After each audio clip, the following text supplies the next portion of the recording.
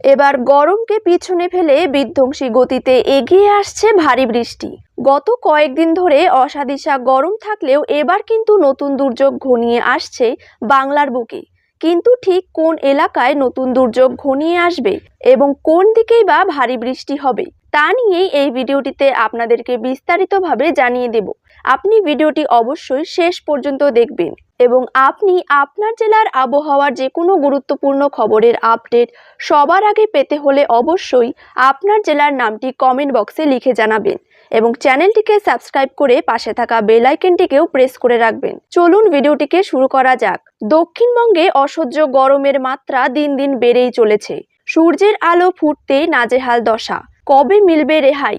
এই প্রশ্নের মাঝে এবার আরও খারাপ খবর শোনালো আবহাওয়া দপ্তর। গাঙ্গেয় পশ্চিমবঙ্গের জন্য এবার তাপপ্রবাহের রেড অ্যালার্ট জারি করল আইএমডি। দু একদিন সামান্য তাপমাত্রা কমলেও এবার ফের একবার হুড়মুড়িয়ে বাড়বে গরম, যার জেরে দক্ষিণবঙ্গের সমস্ত জেলায় জারি করা হয়েছে তাপপ্রবাহের সতর্কতা। আবহাওয়া দপ্তরের পূর্বাভাস, আগামী 3 দিন দক্ষিণবঙ্গের জেলাগুলিতে 2 থেকে 4 ডিগ্রি সেলসিয়াস পর্যন্ত তাপমাত্রা বৃদ্ধির সম্ভাবনা রয়েছে। বর্তমানে উত্তর পশ্চিম দিক থেকে ধেয়ে আসছে শুষ্ক পশ্চিমা বায়ু। এর জেরে হুড়হুড় করে বাড়ছে তাপমাত্রা। রবিবার পর্যন্ত দক্ষিণবঙ্গের জেলাগুলিতেও তাপপ্রবাহের সতর্কতা জারি করা হয়েছে। আজ ও আগামীকাল উত্তরবঙ্গের 2 পাহাড়ি জেলা দার্জিলিং এবং কালিম্পংয়ে বৃষ্টি হতে পারে।